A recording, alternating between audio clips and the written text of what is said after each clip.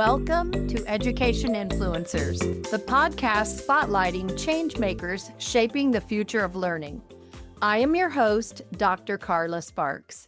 Each episode, we sit down with trailblazing graduates from the doctoral program in educational leadership at National Louis University, visionaries turning research into results.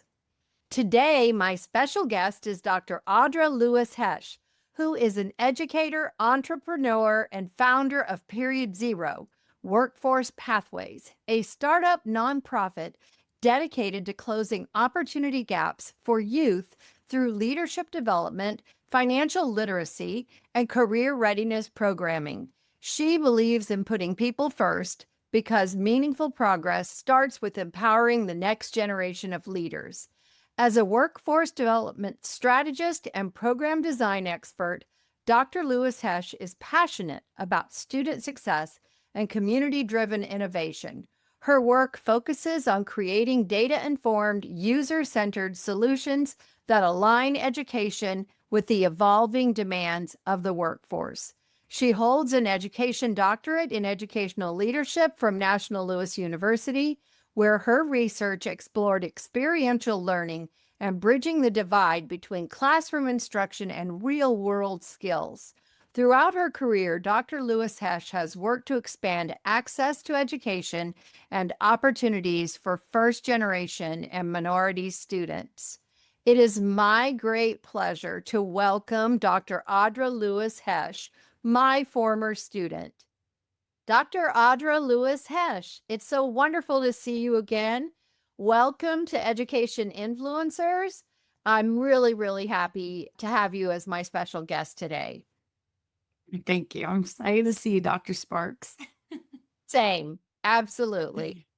So I want to ask you a few questions. The first one is, since you earned your doctorate in 2024 in educational leadership at National Louis University, what doors have opened for you to make a difference in the larger education community? I would say it just didn't open up doors since I've earned my doctorate. It actually positioned me to step into conversations and leadership spaces that focus on systematic change, on like how we prepare learners of the future workforce. And then it also allowed me to help bridge not only K-12 education, higher education, workforce development, and community-based innovation. I've been invited to contribute to major grant conversations, contribute on building new pipelines, and in my current role, and then also finding Period Zero, it helped me give me clarity of exactly like my purpose of what that's going to look like.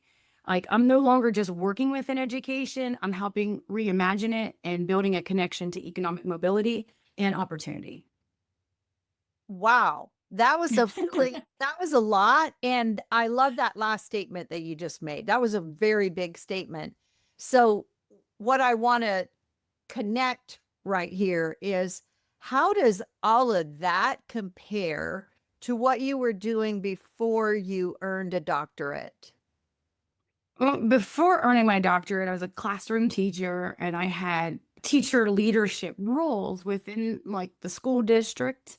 But the doctorate gave me the background, the knowledge, and the skill set, because there's a particular skill set that you're going to need to be able to articulate some of these things and communicate them in different ways to all the various stakeholders, whether they're in government, education, higher education, or community.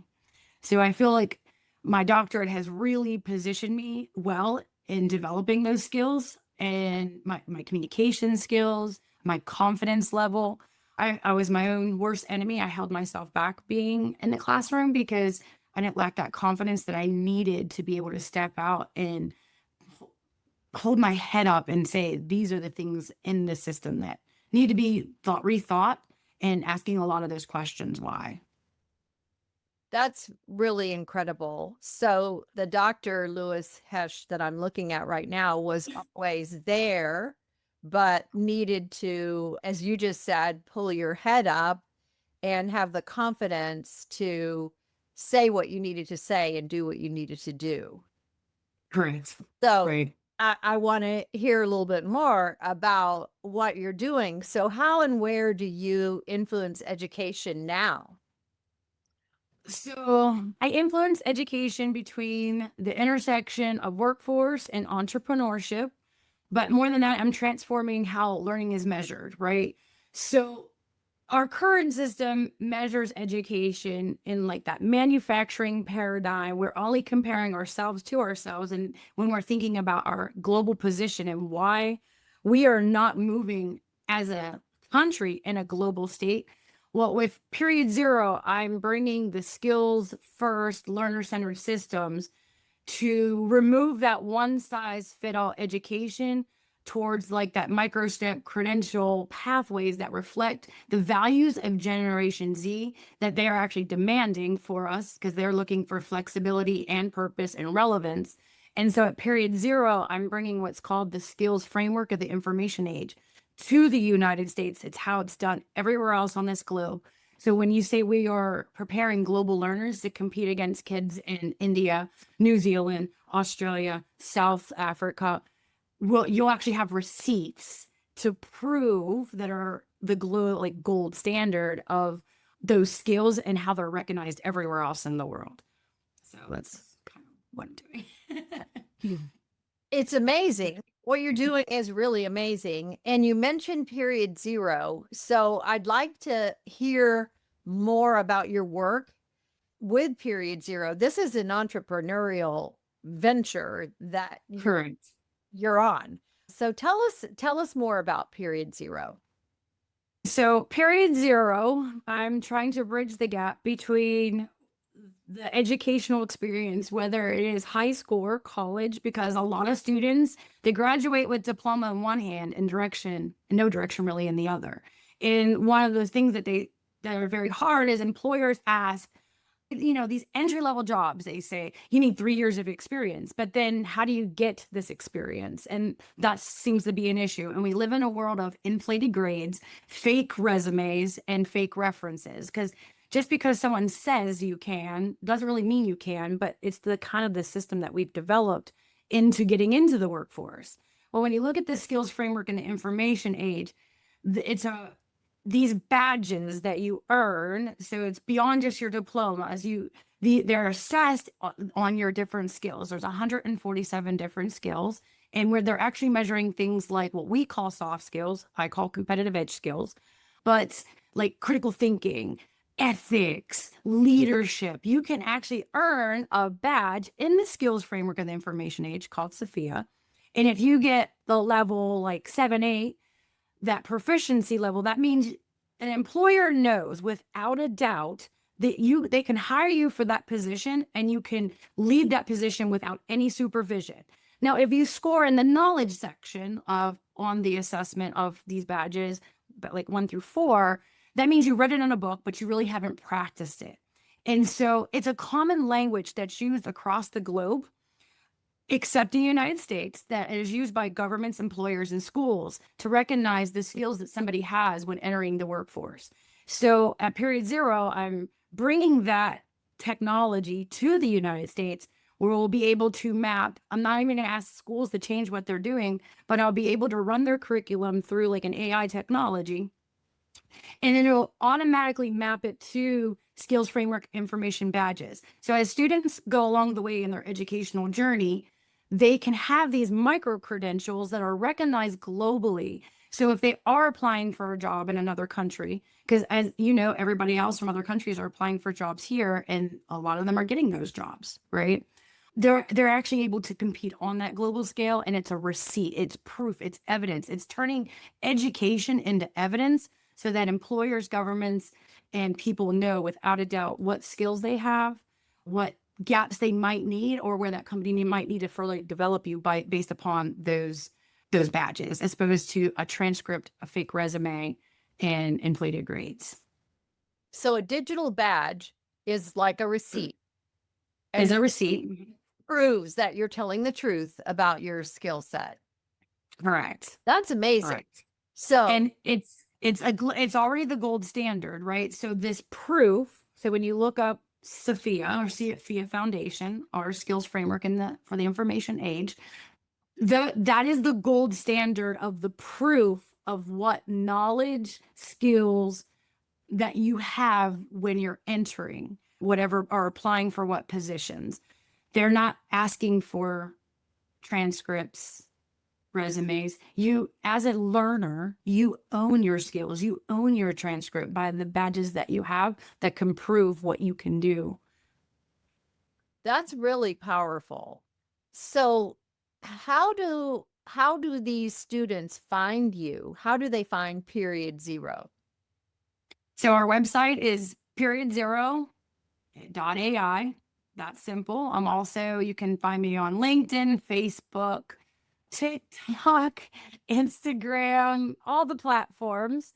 I myself, if you message on LinkedIn or Facebook, you're going to get me because I manage those pages directly. I have student youth interns that are helping me build and grow an audience on TikTok and Instagram. So I'm offering like internship positions and teaching some of those communication skills so that they can earn the badges, because I'm working on a pilot group right now through the foundation. So I've already earned my first badge, which I posted that on LinkedIn.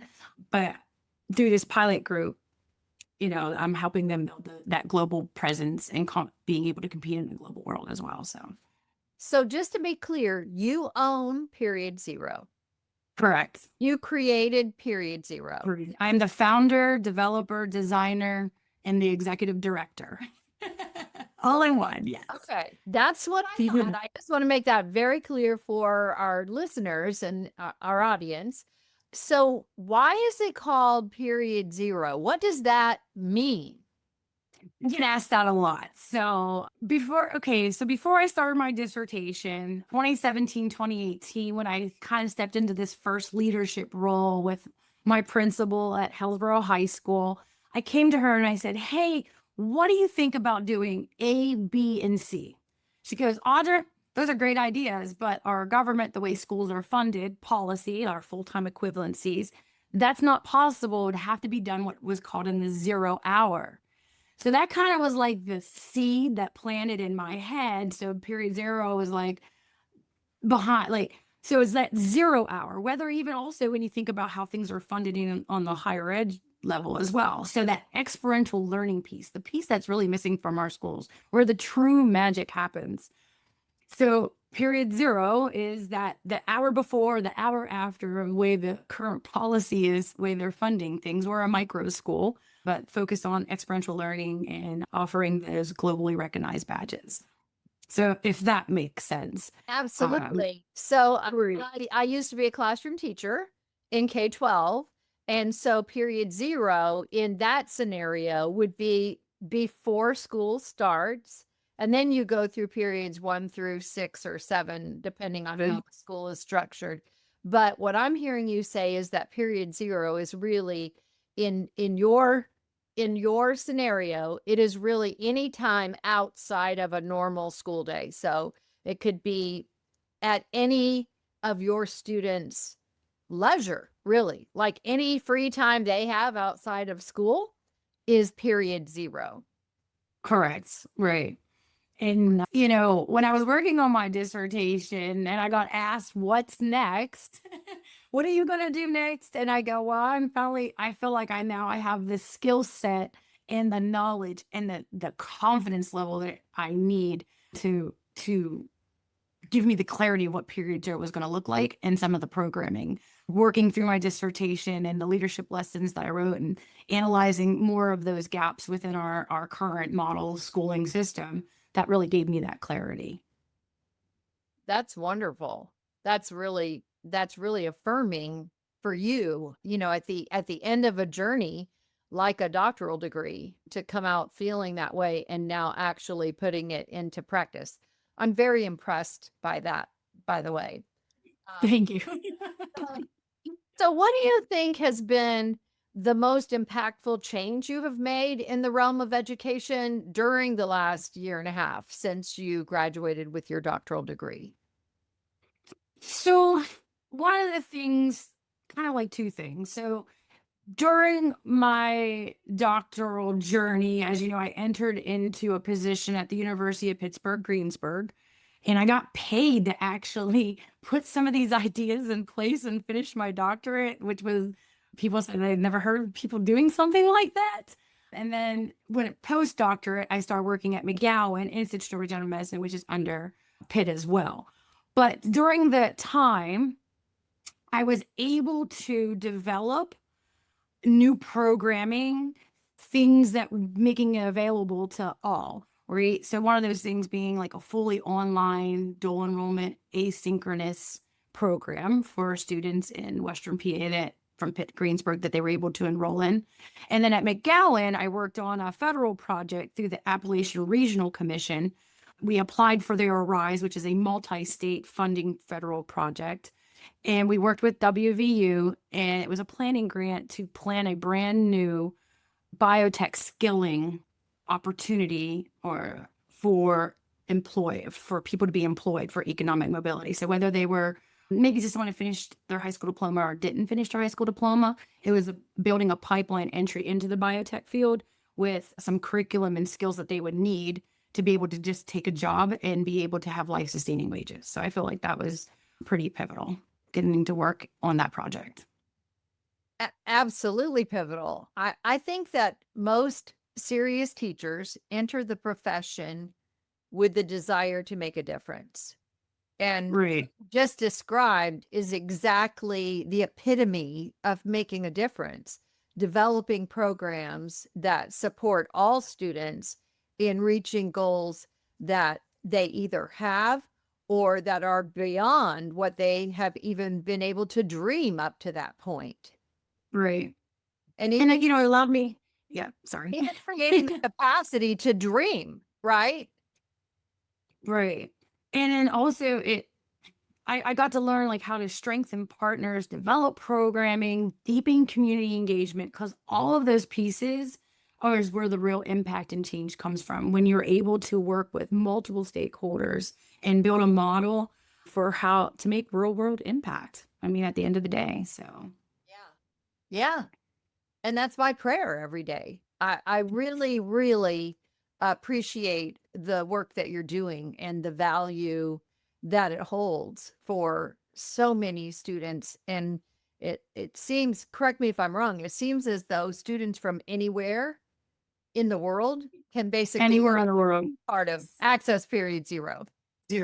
Correct. So I am building a global company, but nonprofit, and living in a nonprofit world because I want to make it accessible to all. So, wow, that's incredible! Congratulations on all of that. I'm really excited for you and plan to keep following your new journey, the next journey. Right, this is the next journey. We say at the end of a doctoral journey that this is really just the beginning. You feel like, whoo, I just finished all that. But it's really just, you thought it was the end, but it's just the beginning. Yes. I remember at the end of my hearing, and I hung up I was alone by myself, and I literally just started crying,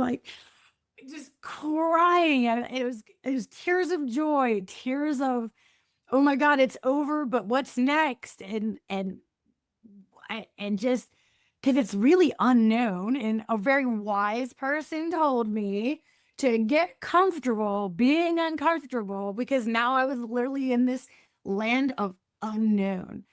I left behind my 20-year career in Hillsborough County to step into the uncomfortable, to go to Pitt, to work on something very risky and develop these new programs.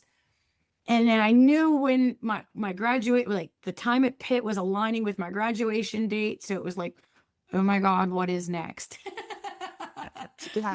Because everything kind of did have an end date, and I wasn't real sure what the future behold. And it was scary, but it's so exciting at the same time. And I've definitely had waves of emotions, but I'm really glad I did. And I get to so one of my programs at Period Zero is called Teen Networking Nights.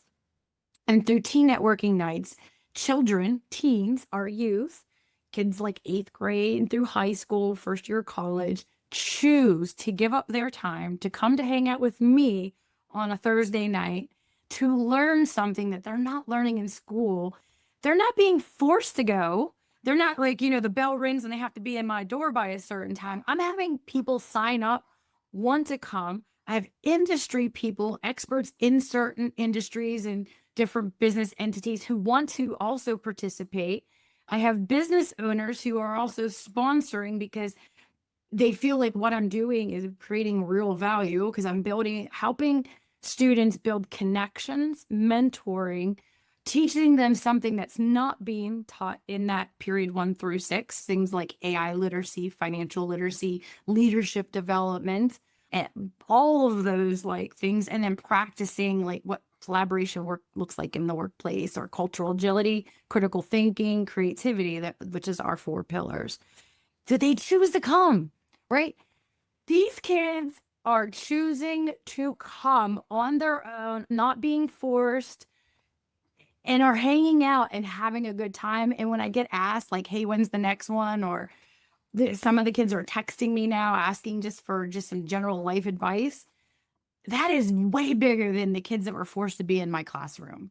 Yes, I made a huge impact and I got to build so many relationships, but they were kind of forced to get to know me. They didn't choose to get to know me. They were just placed, they had the luck of who was on their schedule, right? I'm now having people and working on relationships in such a way that I've never really had before.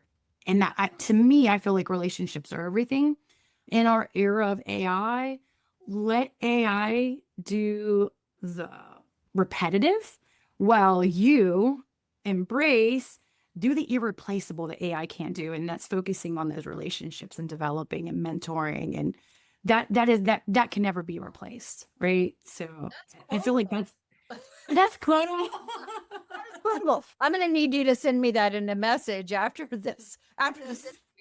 I love that. I love that. So let me see if I heard you correctly. Let AI do the repeatable while you Repetitive. the repetitive, and while you do the irreplaceable.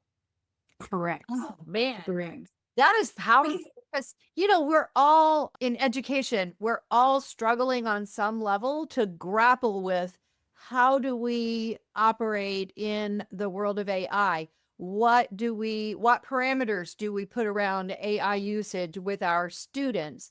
Do we let them use it? Do we, like not allow it? Do we support it?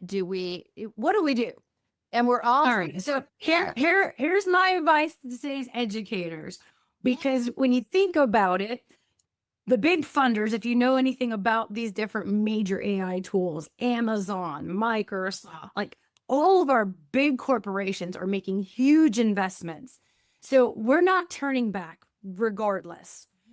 And so my advice to educators is to embrace AI as an ally and not a threat. Like I said, teach kids how to let it do some of the repetitive things and let them work on the human things. Make them do deliverables. Do not give them things like worksheets and things that they could just copy that AI can fill in for them. Make them think. Have it be a planning tool. Show them how to brainstorm with it. Show them how you brainstorm with it. But then taking your own intellectual thought, your personality, and your personal touch, and speak on that topic, present that topic, create that topic. So circling back to my dissertation, any World Economic Report that you're going to read, there's 4 things that you're going to find out that can never be replaced by AI. And those 4 things are our principles at period 0: creativity, critical thinking, collaboration, and cultural agility. No matter what, the AI cannot do those things. It needs the human to put some of those things in. So focus on those principles and make them build, create, and present. Give them deliverables. Then you're going to also be preparing them more for that workforce, because you have to work with teams, you have to work with people, and you have to create things when you are being employed. So it's making that shift of your classroom, not that traditional model. But as our friend Dewey, I learned in my master's degree, they talked about the school is a lab. Make your classroom the lab. Make it the center of innovation. Because in the time that you and I, Dr. Sparks, went to school. We went to school when everything was manufacturing in this country, and you were not asked, we were told to just do as you're told, sit down, be quiet, don't ask any questions. And you are just a cookie cutter, and you were taught to work for somebody. As AI is entering our workforce, our students more than ever now need to be innovators, have that entrepreneur mindset. They have to be curious, they have to ask questions, and they have to be inventive, because we're preparing for jobs that we don't even know like exist yet. And we have to embrace that so that they can be prepared and have that confidence to enter the workforce. And a lot of people like our age look at Gen Zers as like disrespectful because they're always asking us like the why. Why do I have to do it this way? Why do we do it that way? You have to embrace that curiosity and look at that as a future inventor, future engineer. It's not disrespect from them. You truly need to understand they're asking why, because they're trying to make it relevant in the digital world which they live in. That is why this skills framework in the information age that I'm bringing to the United States is so important.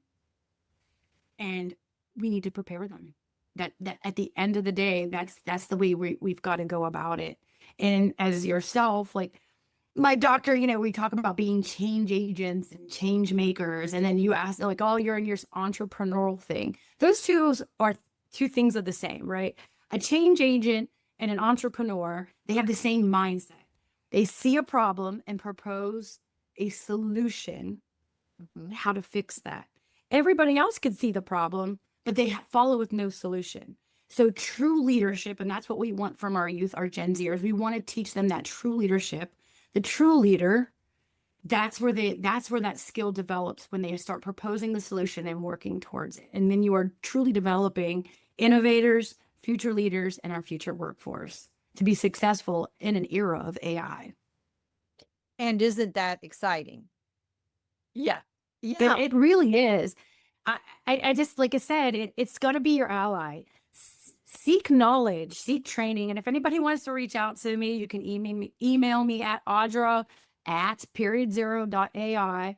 I will hop on a Zoom. I can teach you some cool tricks on ChatGPT, how to do some of the repetitive work for yourself, how to use Canva in your classroom. Canva's used across the globe. And if we're not teaching Canva, you're really not preparing them. PowerPoint, Microsoft, like that stuff is the tools of the 90s. They really need the tools of our 21st century. And that is some of these AI tools. I do have a resource of like 215 AI tools and kind of what they do. I can shoot that to you in an email that I've made. I'm happy to help in any way I can to help our educators. That's wonderful. And thank you for offering that to me and to all of our audience members. So I happen to know that Period Zero is not the only thing you're doing, although it does seem all encompassing, if not overwhelming. Yes. Share a little bit more about some of your other contributions to the world of education. So what are some of these? I heard a little bit, you mentioned Pitt. I know you have a new job now. I know you've been doing some grant writing. So tell us a little bit about those things and why those things matter. Okay. So my W-2 job, right? The job that gives me health benefits right now is I'm the entrepreneur that I need.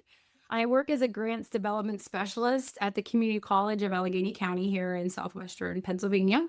And what's cool about my job, I'm a development specialist. So that means I get to be the innovator, and I get to think of like the way that they're already doing things and how can we develop into something new and innovative, different than what everyone else is doing. So I write and develop proposals for submission on large scale government funded projects, whether it's federal like NSF, Appalachian Regional Commission, those are called ARC, or on our state grants like the Department of Community Economic Development, Labor and Industry, Department of Ed, and anything in between, whether it's county funded or even writing the state senator apparitions, asking for money to direct it directly from their areas to the community college and kind of coming up with different proposals and how to do things new.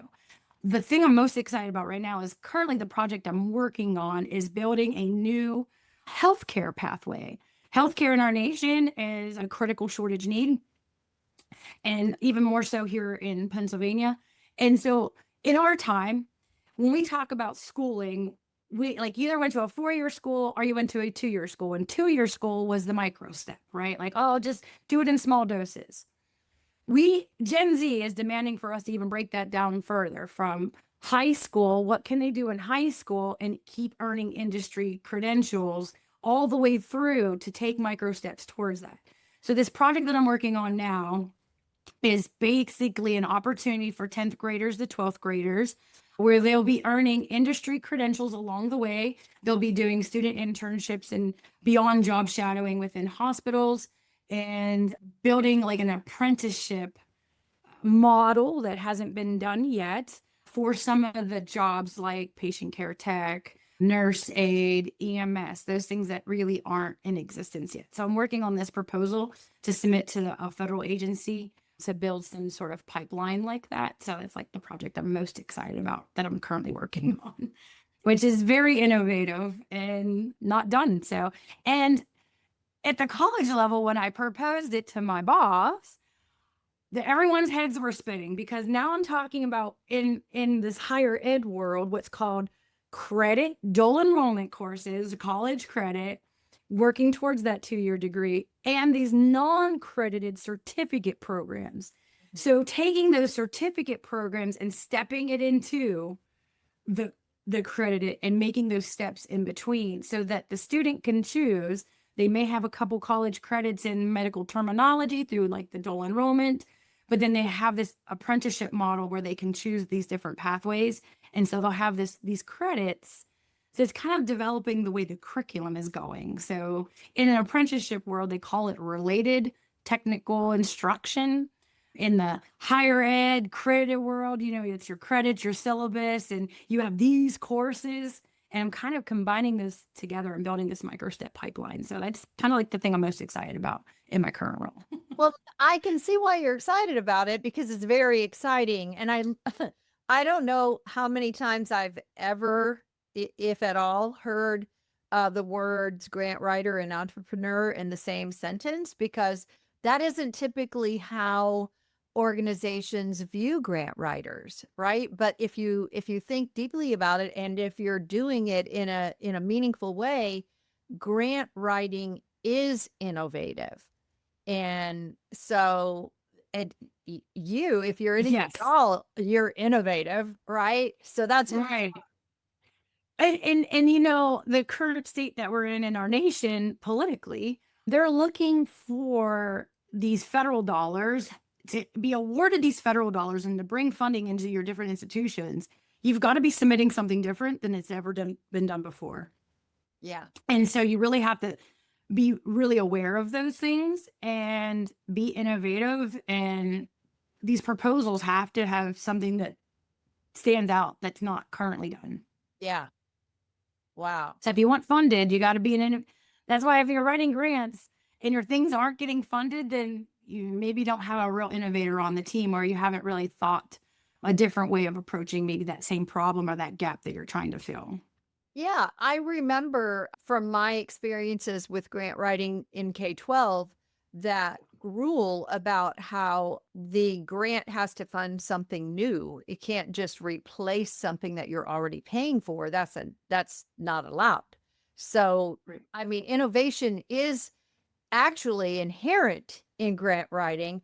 I just think that most of us don't think of it that way. We think of it as a mundane way to get funding for something necessary, right? And you're talking about, and it's overwhelming. you're talking about it as though it's something really exciting and creative. And I love that spin on it. I don't think it's spin. I think it's your perspective because that's who you are. And I think that it's really true. And I think that the rest of us can learn a lot from what you just said. So, right. I mean, really writing is not fun. You know what I mean? Sometimes it can be a hard task. But if you're excited about the thing, like when I was working on my dissertation and I got asked a lot, why are you doing this? Why do you want to study this? Because it becomes your life, right? It's something you have to be passionate about. And so if you're passionate about building new things and creating new ways of doing things that you're unhappy about, then yes, then you can do it through the grant writing and be creative and pull it out. Yes, the task itself sometimes can be overwhelming, and reading all these government instructions are definitely confusing and inconsistent among every different agency. Says something, they use the same word 20 different ways and it doesn't really mean. And then and don't get me wrong, I've cried a few times because I'm sitting there at submission and go, why does this have to be so difficult? Yes. I mean, even just reading an instruction about how to combine a file, like, do we put all 100 pages together and do an upload, or do they want this? Like, it's never really that clear. Mhm. And, I totally relate to what you just said, because as a writer myself, I admit to people that having written is fun. There's a sense of joy and completion when you have written. The actual act of writing is hard work.